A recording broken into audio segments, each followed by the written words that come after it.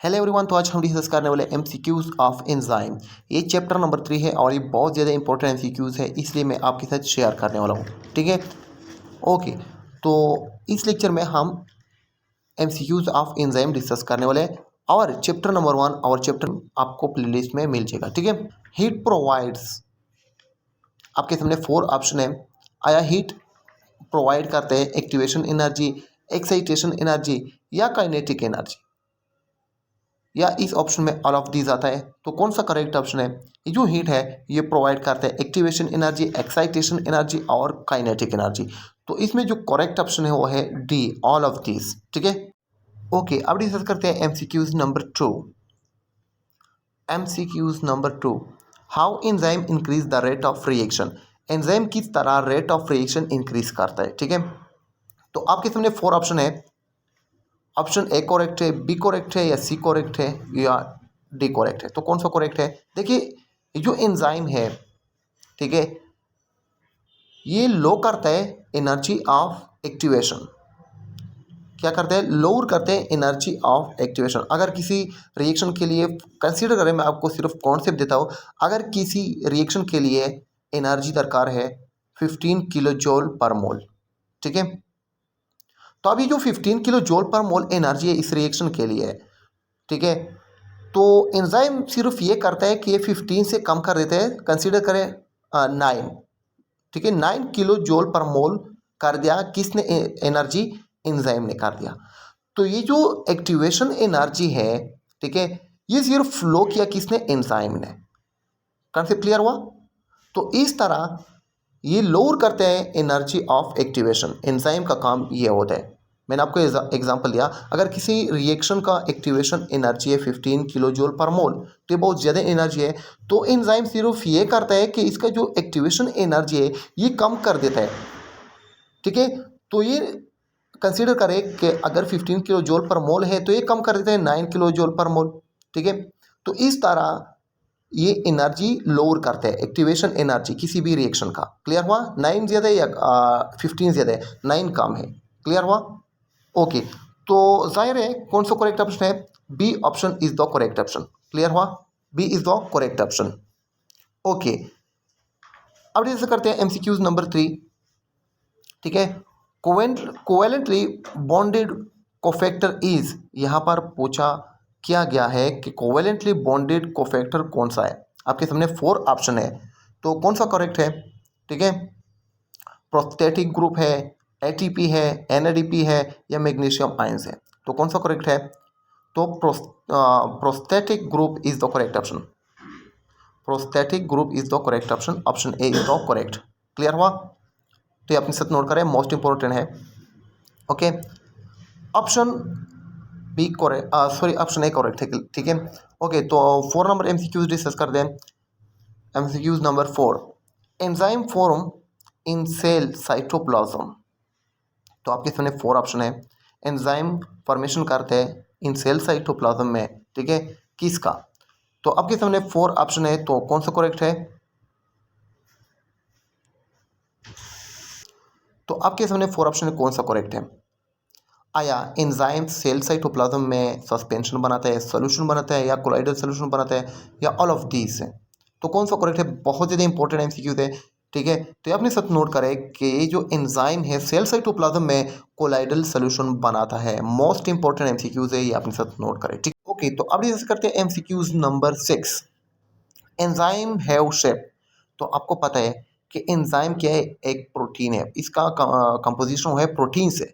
ठीक है, तो एंजाइम फाइब्रोस प्रोटीन है या ग्लोबुलर प्रोटीन है? ग्लोबुलर प्रोटीन और फाइब्रोस प्रोटीन में फ़र्क ये है कि फाइब्रोस प्रोटीन नॉन सॉल्युबल है एक्वस सॉल्यूशन में, और ग्लोबुलर प्रोटीन सॉल्युबल है एक्वस सॉल्यूशन में। क्लियर हुआ? तो कौन सा शेप है इसका? एंजाइम का, एंजाइम का शेप है ग्लोबुलर शेप। तो ये अपने साथ नोट करें। ठीक है, ये इंपॉर्टेंट है। ओके, अब जैसे करते हैं 7 number MCQs. If the initial rate of reaction is increased, अगर initial rate of reaction increase होता है तो कौन सा करेक्ट ऑप्शन है? नेगेटिव फीडबैक होगा, पॉजिटिव फीडबैक होगा, इनहिबिशन होगा या प्रिकॉर्सर एक्टिवेशन होगा। तो कौन सा करेक्ट ऑप्शन है? अगर initial rate of reaction increase होता है तो कौन सा करेक्ट है? Option B is the correct option. तो पॉजिटिव फीडबैक होगा। ठीक है, तो ये अपने साथ नोट करें। ओके, अब डिस्कस करते हैं MCQs number 8। Enzyme are highly in nature. ठीक है, तो कौन सा करेक्ट है? करेक्ट ऑप्शन, आया ये एनर्जेटिक है, मोटाइल है, स्पेसिफिक है, इफेक्टिव है? तो आपको पता है कि एंजाइम स्पेसिफिक है, हाईली स्पेसिफिक है। ठीक है, तो option C is the correct option. ठीक है, तो अपने साथ नोट करें। 9 नंबर एमसीक्यूज अब डिस्कस करते हैं। ठीक है, MCQs number 9। Optimum pH of pancreatic amylase is. ठीक है, पेनक्रियाटिक एमाइलेज एंजाइम का ऑप्टिमम पीच है। आपके सामने 4 ऑप्शन है, कौन सा करेक्ट है? तो इसमें जो करेक्ट ऑप्शन है वो है 9.70। क्लियर हुआ? तो अपने साथ नोट करें।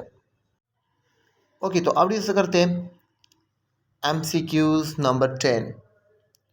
Which statement about enzyme is not true. तो आपके सामने 4 ऑप्शन है, कौन सा ट्रू नहीं है अबाउट एंजाइम। फर्स्ट ऑप्शन है दे कंसिस्ट ऑफ प्रोटीन। हाँ, एंजाइम मुश्तमिल होते हैं प्रोटीन पे। Option B they change the rate of catalyse reaction. ठीक है, ये भी ट्रू है about enzyme. They are sensitive to heat. हाँ, ये सेंसिटिव होता है टू हीट। ठीक है, अल्कोहल, पीएच एट्सेट्रा। ठीक है, they are non specific in nature. ये वाला नॉट ट्रू है अबाउट एंजाइम। एंजाइम क्या है? ये स्पेसिफिक है इन नेचर। ठीक है, तो option D is correct option. Clear हो? तो आपने नोट करें। ओके, 11 नंबर एमसीक्यूज डिस्कस करते हैं। Enzyme important for photosynthesis are found in. ये जो इंपॉर्टेंट एंजाइम है, ठीक है, फोटोसिंथेसिस के लिए, तो ये कहाँ पर होता है? तो कौन सा करेक्ट ऑप्शन है? ये आया राइबोसोम में होते हैं, माइटोकॉन्ड्रिया में होते हैं, या गोल्गी कॉम्प्लेक्स में होते हैं, या क्लोरोप्लास्ट में होते हैं? तो कौन सा करेक्ट है? Option D is the correct option. ठीक है, तो अपने साथ नोट करें, ये वाला करेक्ट है। ओके, तो अब डिस्कस करते हैं एमसीक्यूज नंबर 12। ठीक है, heme is an iron containing pigment, it act as है। ये जो हीम है ये आयरन कंटेनिंग पिगमेंट है और ये एक्ट करता है एज ए। आपके सामने 4 ऑप्शन है, तो कौन सा करेक्ट है? ठीक है, तो option B is the correct option. Time बहुत कम है। ठीक है, प्रोस्थेटिक ग्रुप, ये एक्ट करते हैं एज ए प्रोस्थेटिक ग्रुप। ठीक है, तो अपने नोट करें। ओके, तो आप नेक्स्ट एमसीक्यूज डिस्कस करते हैं और ये बहुत ज़्यादा इंपॉर्टेंट एमसीक्यूज है। 13 number MCQs. They usually act as a bridge between enzyme and substrate. ठीक है, तो इनमें से कौन सा करेक्ट ऑप्शन है कि ये एक्ट करता है as a bridge between enzyme और सबस्ट्रेट के दरमियान? ठीक है, तो कौन सा करेक्ट ऑप्शन है? आपके सामने 4 ऑप्शन है। को एंजाइम करेक्ट है, एक्टिवेटर करेक्ट है, या प्रोस्थेटिक ग्रुप करेक्ट है? तो कौन सा करेक्ट है? तो इनमें से option D is the correct option, all of this. ठीक है, तो ये अपने नोट करें। तो अब डिस्कस करते हैं नेक्स्ट एमसीक्यूज।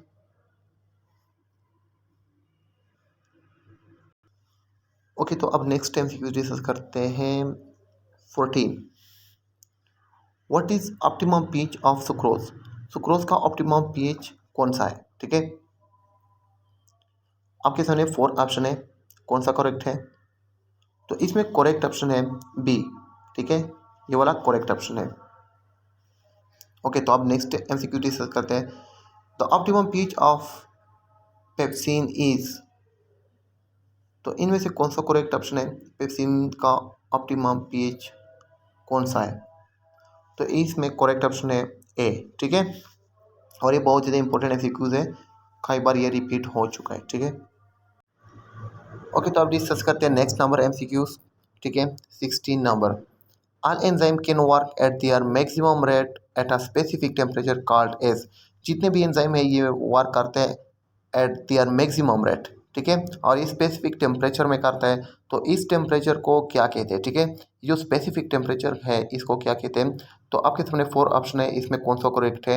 आया सूटेबल टेम्परेचर करेक्ट है, मिनिमम टेम्परेचर करेक्ट है, ऑप्टिमम टेम्परेचर करेक्ट है, या मैक्सिमम टेम्परेचर करेक्ट है? ठीक है, तो इसमें सी ऑप्शन करेक्ट ऑप्शन है। ठीक है, इस स्पेसिफिक टेम्परेचर को ऑप्टिमम टेम्परेचर कहते हैं। ठीक है, तो आप इसे नोट करें। ओके, तो आप नेक्स्ट एमसीक्यूज डिस्कस करते हैं, एमसीक्यूज नंबर 18। ठीक है, which step cause activation of catalytic site of an enzyme. तो आपके सामने फोर्थ स्टेप है, कौन सा काज करता है activation of catalytic site of an enzyme. ठीक है, तो इनमें से कौन सा करेक्ट ऑप्शन है? Option A change in pH of the surroundings, option B change in the charge of the active site, option C formation of enzyme substrate complex, D change in temperature. तो इनमें से कौन सा correct option है? इसमें correct option है C, formation of an enzyme substrate complex cause करते हैं activation of catalytic site of an enzyme. ठीक है, तो अपने साथ नोट करें, कौन काज करते हैं? Formation of an enzyme substrate complex cause करता है activation of catalytic site of an enzyme. ठीक है, तो अपने साथ नोट करें। ओके, तो आप डिस्कस करते हैं 19 नंबर एमसीक्यूज। ठीक है, which of the following statement is incorrect about RNA. तो आपके सामने 4 स्टेटमेंट है, इसमें कौन सा इनकरेक्ट है अबाउट आरएनए के बारे में। ठीक है, तो ऑप्शन ए है the pentose sugar in it is ribose, ये करेक्ट है। आरएनए में ये जो पेंटोज शुगर है वो क्या है? वो राइबोज है। ठीक है, option B it contain adenine, guanine, thymine and cytosine. तो ऑप्शन बी क्या है? ये इनकरेक्ट है। ठीक है, आरएनए मुश्तमिल होते हैं एडेनिन, ग्वानिन, थायमिन और यूरिसिल पे। ठीक है, आरएनए में साइटोसिन नहीं होता है। ठीक है, तो आप इसे नोट करें, ऑप्शन सी और ऑप्शन डी है, डी भी करेक्ट है। ठीक है, ओके, तो अब नेक्स्ट एमसीक्यू डिस्कस करते हैं। ये जो आरएनए है, option D, it may be fold back on itself to give double helix characteristic. ये अपने आप पे भी बैक फोल्ड हो सकते हैं। ठीक है, और ये double helical structure characteristic show कर सकते हैं। ठीक है,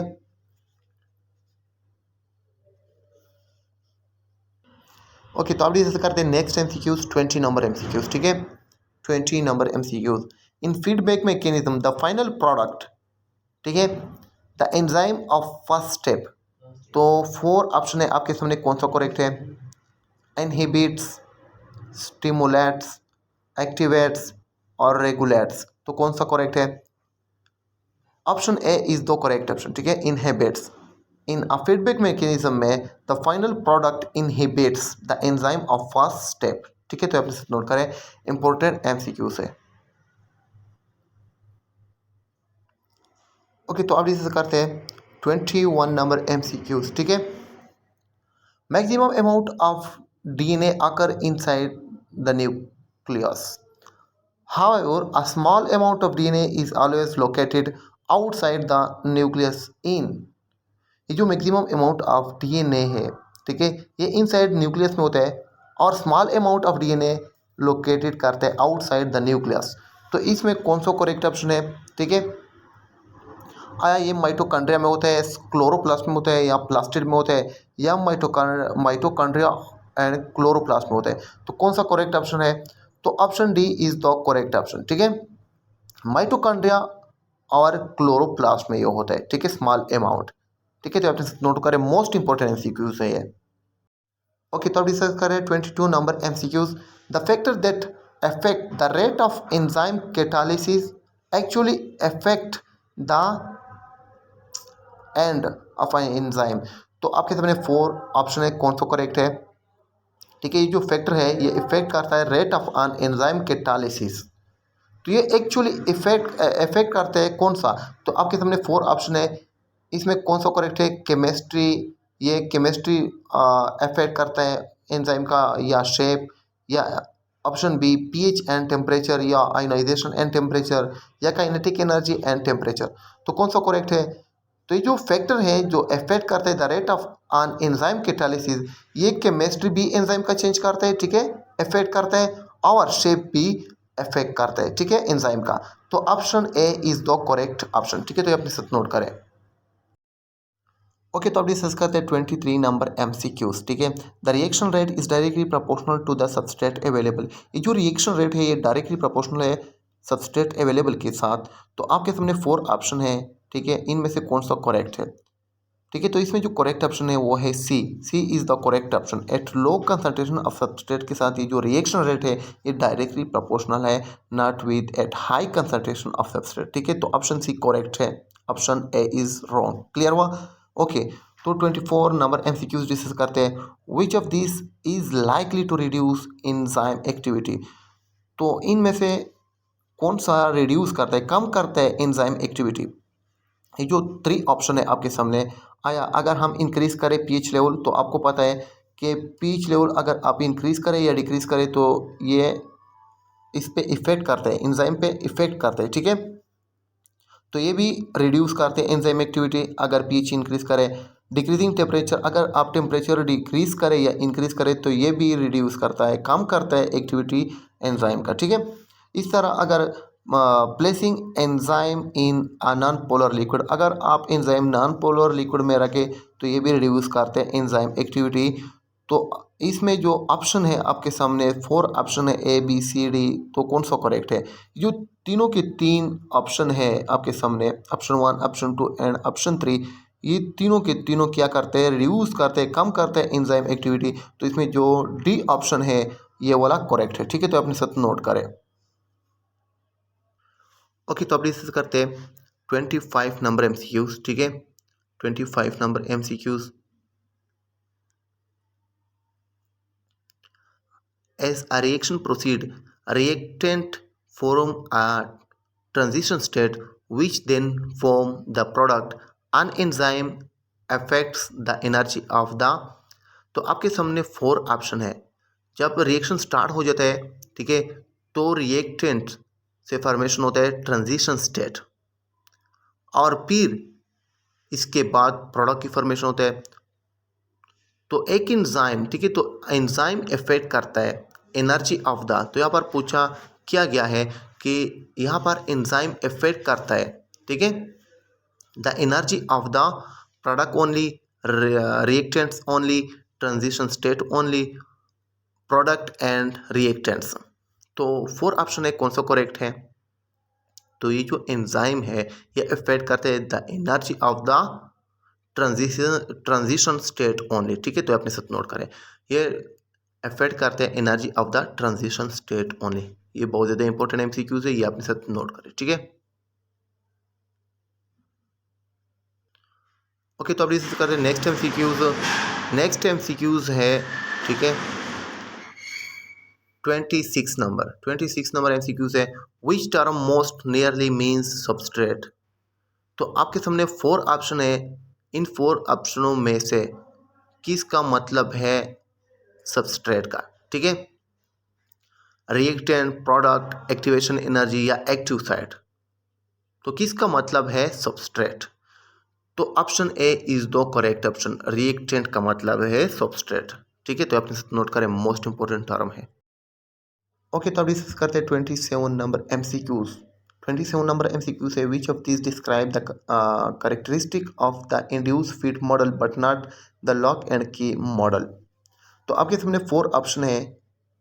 इसमें एक ऑप्शन ऐसा है जो करेक्टरिस्टिक डिस्क्राइब करते हैं इंड्यूस फीड मॉडल, ठीक है, but not the lock and की मॉडल। क्लियर हुआ? तो ये अपने साथ नोट करें। तो कौन सा करेक्ट ऑप्शन है? आपके पास 5 सेकंड है। तो इसमें जो करेक्ट ऑप्शन है वो है सी। ये जो सी है ये डिस्क्राइब करते characteristic of induce feed model, ठीक है, बट नॉट लॉक एंड की मॉडल। क्लियर हुआ? तो अपने साथ नोट करें, टाइम बहुत कम है इसलिए मैं जल्दी जल्दी डिस्कस करता हूँ। Option C is the correct option.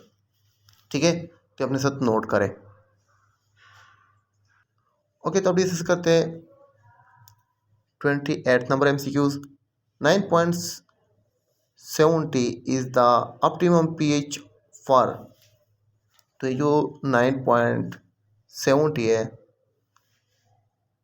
Is the optimum pH, ये किसका pH है? ऑप्टिमम pH किस एंजाइम का है? ठीक है, तो आपके सामने 4 ऑप्शन है। इसमें देखिए option A is the correct option, ये अर्जिनेस का ऑप्टिमम pH है। ठीक है, तो अपने साथ नोट करें। ओके, तो अब डिस्कस करते हैं नेक्स्ट एमसीक्यूज। ठीक है, नेक्स्ट एमसीक्यूज है 29। ठीक है, the optimum pH for sucrase is, ये सुक्रेस का जो ऑप्टिमम पीएच है, ठीक है, वो कौन सा है? तो सुक्रेस का जो ऑप्टिमम पीएच है वो है 4.50।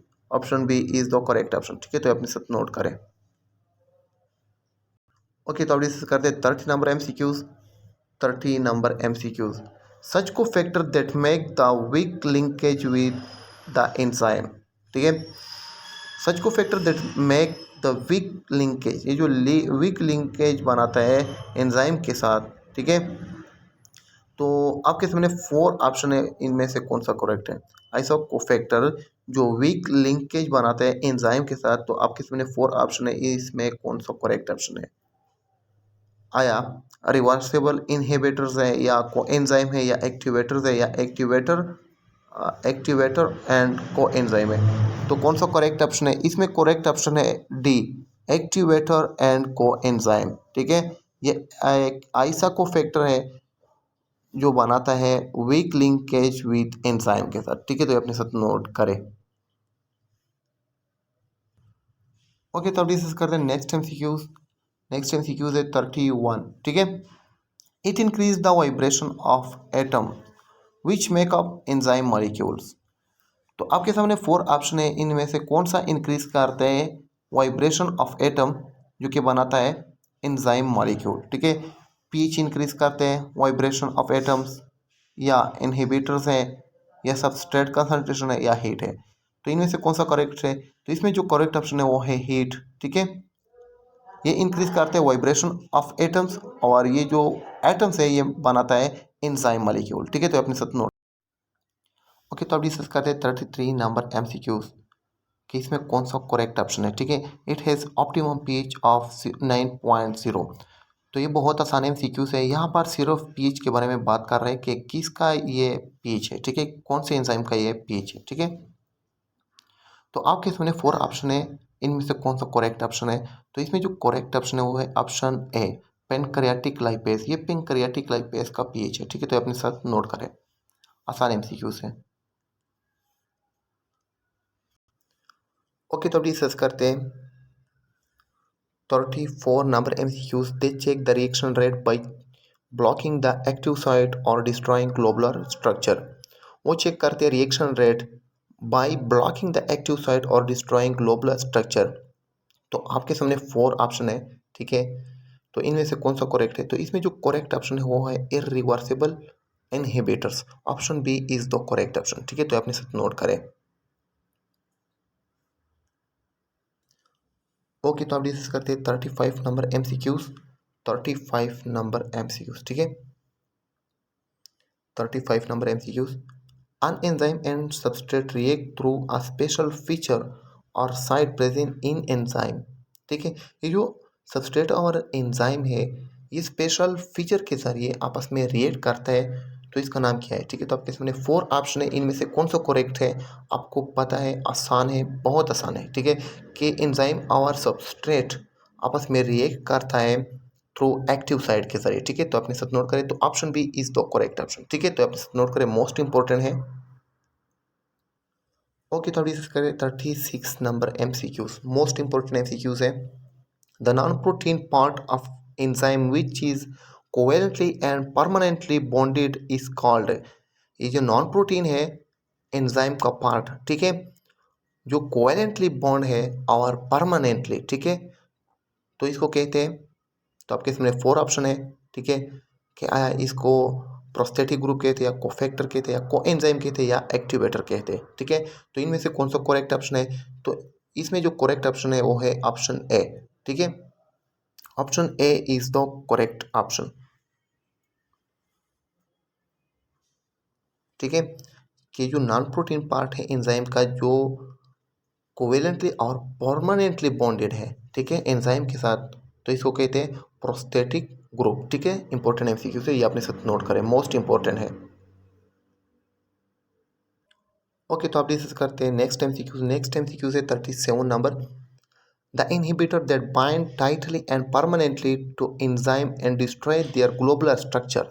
ठीक है, ये जो इनहिबिटर है जो बाइंड है टाइटली और परमानेंटली एंजाइम के साथ, और ये डिस्ट्रॉय करते globular structure and catalytic activity.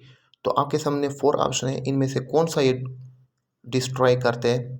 Globular structure, ठीक है, और कैटालिटिक एक्टिविटी एंजाइम का। तो इसमें जो करेक्ट ऑप्शन है वो है इरिवर्सिबल इनहिबिटर्स। ठीक है, option B is the correct option. तो अपने साथ नोट करें। ओके, तो आप डिस्कस करें नेक्स्ट एमसीक्यूज, और ये बहुत ज़्यादा इंपॉर्टेंट एमसीक्यूज है। 38 number MCQs. Enzyme succinate dehydrogenase convert succinate into.